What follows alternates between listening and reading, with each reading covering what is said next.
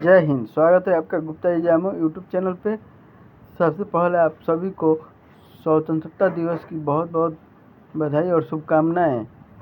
आज की क्लास में हम देखेंगे नरमवादी युग का पार्ट 2, जो कल पिछले क्लास में हम लोग देखे थे नरमवादी युग का पार्ट 1 और आज से देखेंगे पार्ट 2, संवैधानिक सुधारों की मांग।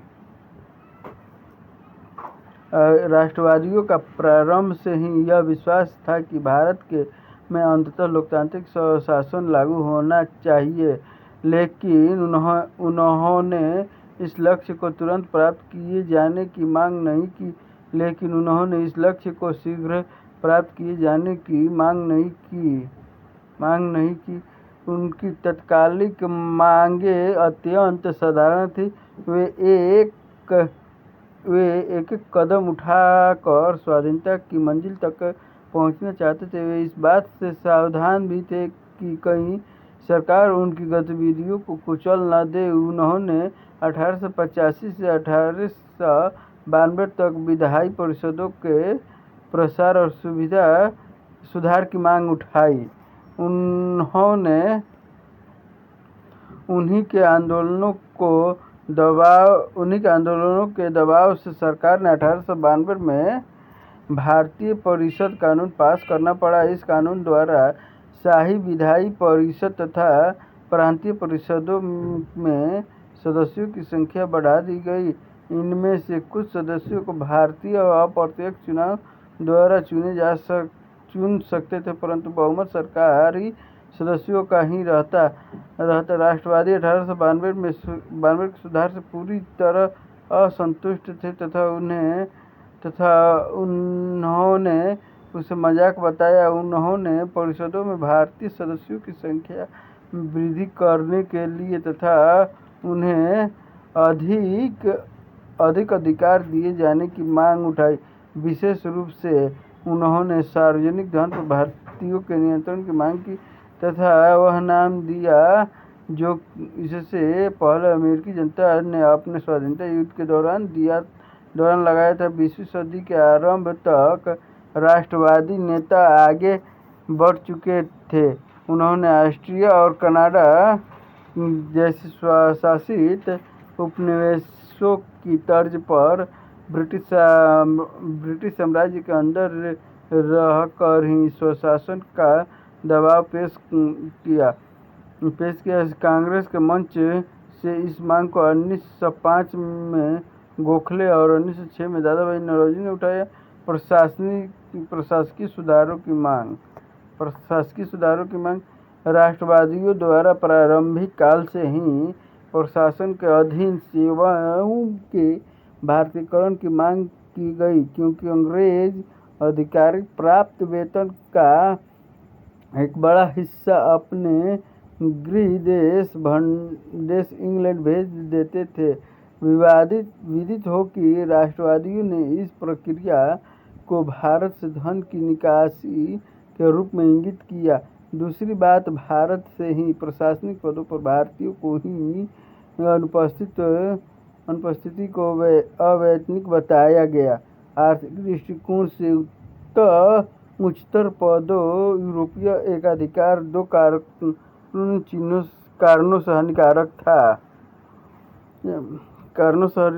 था।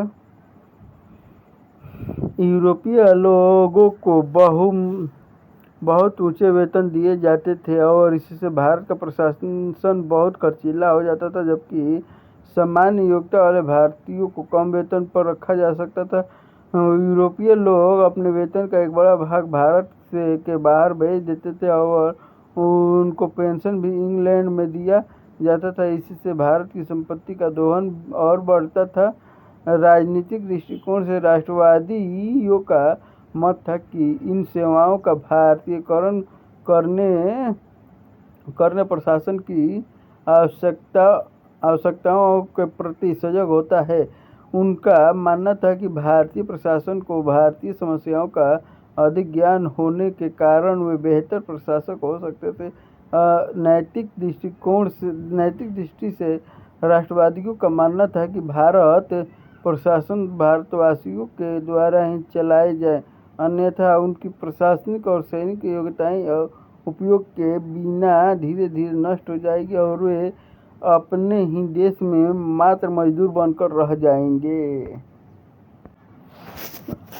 न्यायिक सुधार की मांग।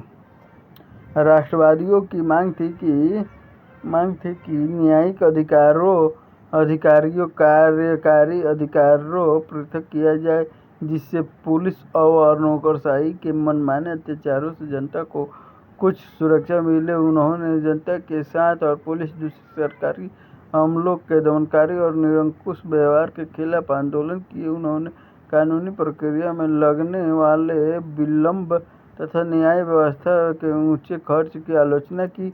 नागरिक अधिकारों की सुरक्षा। एडम बर्क ने प्रेस को लोकतंत्र का चौथा स्तंभ कहा। प्रेस की स्वतंत्रता और अभिव्यक्ति की स्वतंत्रता आपस में एक दूसरे पर निर्भर होती है, जो कि किसी भी मानव समाज की स्वतंत्र विकास के लिए बहुत जरूरी है। नागरिक अधिकारों से संबंधित अन्य प्रमुख अवयव संगठन बनाने की स्वतंत्रता, एक स्थान से दूसरे स्थान पर विचरण करने की स्वतंत्रता, भाषण की स्वतंत्रता आदि। 1897 में बाल गंगाधर तिलक की गिरफ्तारी पर उदारवादियों द्वारा भी इसका विरोध किया गया। कालांतर में लोकमान्य तिलक, महात्मा गांधी और अन्य राष्ट्रवादी नेतृत्व के द्वारा नागरिक के अधिकारों के विषय को राष्ट्रीय स्वतंत्रता आंदोलन का अभिन्न अंग घोषित कर राष्ट्रीय स्तर पर आंदोलन चलाया गया। सरकार की विदेशी नीति की आलोचना। राजनीतिक चेतना प्राप्त भारतीय राष्ट्रवादियों ने भारत के पड़ोसी देशों के सरकार के आक्रमण विदेशी नीति का विरोध किया। उन्होंने बर्मा के अधिग्रहण, अफगानिस्तान पर हमले तथा पश्चिमोत्तर भारत की आदिवासी जनता के दमन का भी विरोध किया। कल्याणकारी उपायों की मांग। राष्ट्रवादियों से सरकार ने गुहार लगाई कि वह राज्य की तरफ से कल्याण विधियां चलाए। उन्होंने जनता में प्राथमिक शिक्षा के प्रसार के लिए बहुत अधिक जोर दिया। उन्होंने तकनीकी और उच्च शिक्षा की सुविधा बढ़ाने की मांग उठाई। सूदखोरों के चंगुल से किसानों को बचाने के लिए उन्होंने कृषक बैंक की स्थापना की मांग की। उन्होंने चिकित्सा तथा स्वास्थ्य सुविधाओं को बढ़ाने की मांग की। उन्होंने पुलिस को ईमानदार, कुशल और जनप्रिय बनाने हेतु पुलिस व्यवस्था में सुधार की मांग उठाई। निष्कर्ष।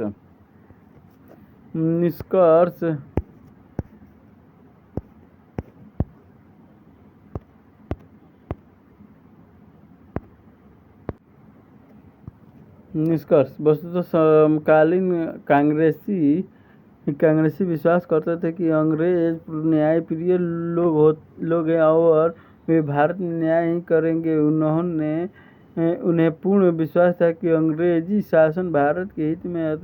वे लोग अंग्रेजी सरकार को शत्रु नहीं अपितु अपना मित्र समझते थे। उन्हें आशा थी कि बाद में अंग्रेज उन्हें अपनी परंपराओं के अनुसार स्वशासन करने के योग्य बना देंगे। वे समझते थे कि भारत की उन्नति में बाधा अंग्रेजी उपनिवेशवाद नहीं अपितु भारतीयों का सामाजिक और आर्थिक पिछड़ापन या प्रतिक्रियावादी नौकरशाही है।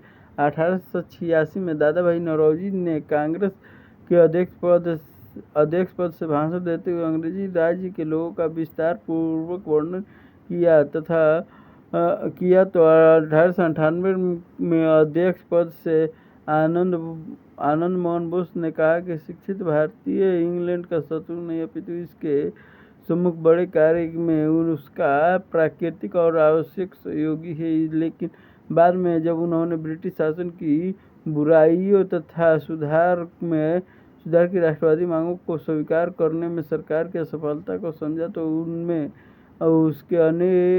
उनमें से अनेक ने ब्रिटिश शासन के प्रति वफादारी की कसम खाना बंद करके भारत के लिए स्वशासन की मांग करना शुरू करना की। इसके अतिरिक्त उनमें से अनेक इसलिए नरमपंथी के विरोधी भी थे क्योंकि वे समझते थे कि विदेशी शासकों को खुलकर चुनौती देने का समय अभी नहीं आया है।